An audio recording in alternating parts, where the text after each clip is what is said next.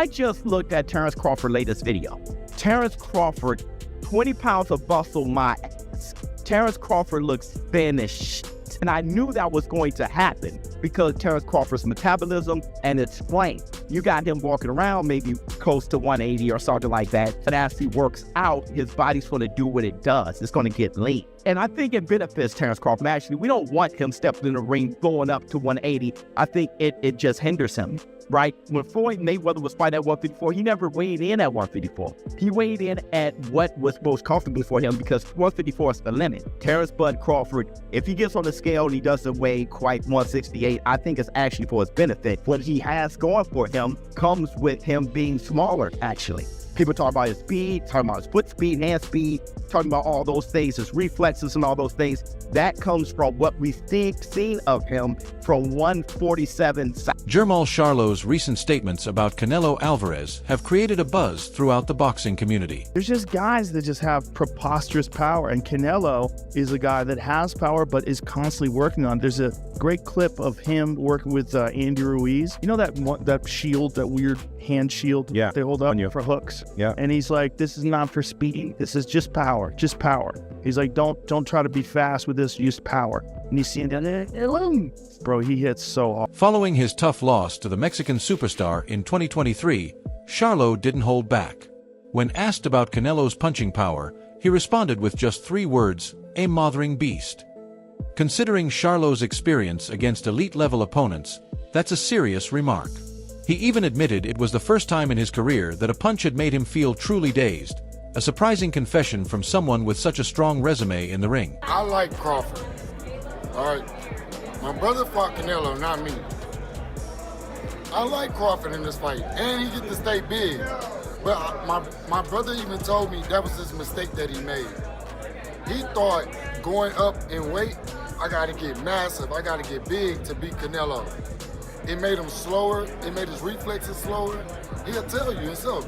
He didn't feel like the Jermall Charlo that y'all seen him fight Tony Harrison.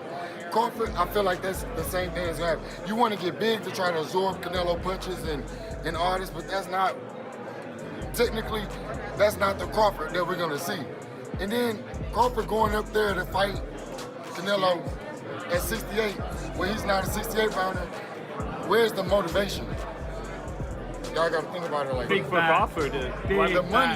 The money is good, but I don't expect Terence Crawford to be the Terence Crawford that was knocking out Gamboa, doing all. I don't expect that type of Terence Crawford. Now, as Canelo prepares to face Terence Crawford next month in Las Vegas, the spotlight is on whether Crawford, the smaller fighter, can handle the challenge. Crawford, already considered a pound-for-pound great, has climbed from lightweight to welterweight, and now possibly to super middleweight. Many are questioning how he'll perform against a naturally bigger opponent like Canelo. This bout presents a different kind of test for Alvarez, as Crawford's intelligence and technical skill could expose vulnerabilities in his style. But Jermall did give Crawford problems. I favor Canelo, not by a lot, but I do favor him. I just think that, I think the skull fight was just a bad style. And I think Canelo was like, why force the issue? You know what I mean? I'm up, this guy's running, I'm not gonna take a chance. So I think that it was that kind of fight for Canelo. But Jermall did give Crawford problems, you know what I'm saying? And where I felt like, damn, at 54, he gave you problems. 68 is different. Boxing analyst Coron Davis believes Crawford's mental strength and smooth transition across weight divisions will play a major role. He argues that Canelo's size advantage is often exaggerated, pointing out that Crawford's speed and ring intelligence have remained unaffected by the added weight. You've been in there with Crawford? Yeah. So you've been in there with Crawford, you've been in there with Canelo. What can you take from sparring both of them to gauge what's gonna happen in September? Preparation is gonna definitely be everything. Crawford adjusting to the 168 pound division. I know he's been sitting at a heavier weight for a while, but he's been showing his training and stuff. So that's definitely gonna help him. Canelo experience, you got Crawford, he got great experience as well. It's gonna be a great fight, it's gonna be a good chess match. I expect a great fight. If I had to favor somebody, I would just pick Canelo because of the weight disparity. Canelo is naturally like sits really well at 168, and it's just always tough for a guy to come to 168 and come from that many weight classes up and do something like that. If he does it, if anybody can do it, it'll be Terence Crawford. Richardson Hitchens echoes that sentiment. While he doesn't expect Crawford to knock Canelo out, he believes Crawford's adaptability, slick footwork, and sharp boxing technique could frustrate Alvarez, a fighter who relies heavily on his power. If Canelo can't close the distance consistently, Hitchens says Crawford's skill could effectively neutralize that power. I think Terence Crawford is one of the most craftiest dudes that Canelo going to be in the ring with. Hand speed, IQ, long arms, speed, power. Switch hitter. I just think that it's going to be it's going to be something different for Canelo. What do you think wins that fight? Is it maybe the weight too much for Terence Crawford?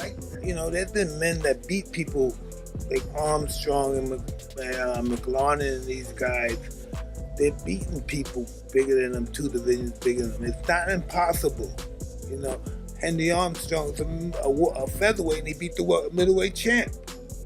At 130 pounds, he beat the welterweight champ. Then he fought a draw with the middleweight champ. So I think size means nothing. Determination means everything. Canelo and Crawford. Crawford. No hesitation.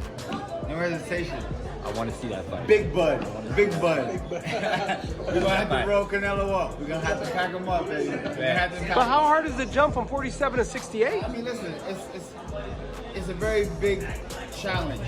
But what I said, with his skills and the way he's adapted to the size, brother, when I seen him stand toe-to-toe and side by side, I said, game over. Terence Crawford. And listen, don't be surprised if he stops him. I'm telling you. Who? Don't be surprised if Canelo stops Crawford. Terence Bud Crawford stops Canelo. I wouldn't be surprised. I love you. Skills pay the bills. See that, Cody? Skills pay the bills. Terence is not a regular guy. You know what I'm saying? He's special. And, Canelo, he's a top-notch fighter, world-class fighter. Still on the pound-for-pound list, I'm sure towards somewhere near the top. And it's exciting. Terence is freakishly strong. He can punch. He's got good crack. He can fight from both ways. Orthodox, southpaw. He can fight at mid-range, close range, outside. And he can fight going both ways. So it's exciting. It's exciting. It's a big question mark on the end of it, though. So that's why, I'm sure all of us are excited for that bell to ring and, be able to find out firsthand. You got a love for boxing. Yes, love boxing. Who's gonna win the fight, man? That's coming up, the biggest fight in boxing. Crawford. Huh? Crawford. I'm not hesitating. Crawford. I'm not even hesitating. Crawford. You gonna stand on that all the way to September 13th? I love Canelo. Crawford will beat Canelo. Crawford will beat Canelo by decision. I can't see anybody knocking out Canelo Alvarez. But I do believe that if you can box and you can move, that you can beat Canelo. You can outpoint him. That's right. When I think about Canelo, one of the things that I don't like about Canelo, despite his greatness, and a neck as wide as Broadway for crying out loud. Right. It's like almost every shot has to be a power shot. It's a power shot, yeah. That's not beating Crawford. I will confess, I think Gervonta Davis's trainer, Cal, I think he said this. He said Crawford could find himself in trouble if he decides to engage with Canelo, because Canelo is the naturally bigger, strong fighter. And I don't care that Crawford's gotten bigger, and I don't care that Crawford's gonna go in there just as big as Canelo. Canelo is accustomed to fighting at the weight, and Crawford is not. And Canelo is a genius in this regard. You don't see him show up for fights not ready. He's always ready. Always prepared. He's always ready. He's always that. prepared. So I think he's the slower fighter, though. And I think that Crawford is brilliant as a boxer. And I think that between switching to conventional and southpaw, using his jab and movement, I think that Crawford is going to outpoint Canelo because he's faster. But I don't think he's going to. Heavyweight legend Mike Tyson believes that Crawford's mindset could be the deciding factor. Tyson emphasizes that in high-level bouts, mental attributes like heart, resilience, and focus often outweigh physical strength. He sees Crawford's inner drive as a powerful weapon against Canelo's physical edge. It's a tough one. Look, I like betting fights or making picks, and I'm usually pretty good on all my picks, even when I had the podcast. But sometimes, because people look for that fighter, that former world champion, and they like want to pick them apart if they get it wrong. This is one of the fights where I want to sit back and watch and not worry about my pick. Canelo is a small middleweight, super middleweight. He just is. But he's also showed that he could go up in weight class, and he's a great fighter. I mean, that's it. Crawford is so talented. He's got so much ability in boxing, his boxing ability. And he's a bigger guy, too. He's almost every bit as big as Canelo, right? So that's what makes it tough. Like, yeah, Canelo's used to fighting guys coming down from 200 probably, you know, at light heavyweight. And Crawford ain't. But it's just too hard to pick on it because of Crawford's ability and boxing skills. I'm not going off of Canelo's last fight. You know, the guy he was fighting was in survival mode pretty much. He was just fighting not to get knocked out. When you fight a guy like that, you're not going to look good, right? I don't care what anybody says. When you fight a guy that's running around trying to survive, it makes it hard. So I don't go off of that, but this fight is going to be interesting. I mean, I would almost have to kind of lean with Canelo, but I'm not making that pick. Just saying, guys. And Canelo's that's a little early on. Put Canelo behind, right? Even if it's 3 out of the first 4 rounds, because when Canelo has to fight, okay, when Canelo has to step it up, after 7 rounds, he starts to fade a little bit. We've seen that with Bivol. We've seen it in a lot of his fights with Triple G. You know, when Canelo could control the fight and the ring generalship, like, yeah, he could fight 12 rounds pretty good. But when Canelo gets pushed early on in the fight, he starts to fade muscle endurance wise. So if I was Crawford, I would kind of stay in a little bit on you know, the early rounds and make him have to play catch up in the rounds 3, 4, 5, and then by round 7, that's where, you know, he could really step it up. Zab Judah takes an even stronger stance, claiming that Crawford could actually stop Canelo. He highlights Crawford's speed, ring IQ, and ability to make real-time adjustments as tools that could overwhelm Alvarez, especially if Canelo begins to fade in the later rounds.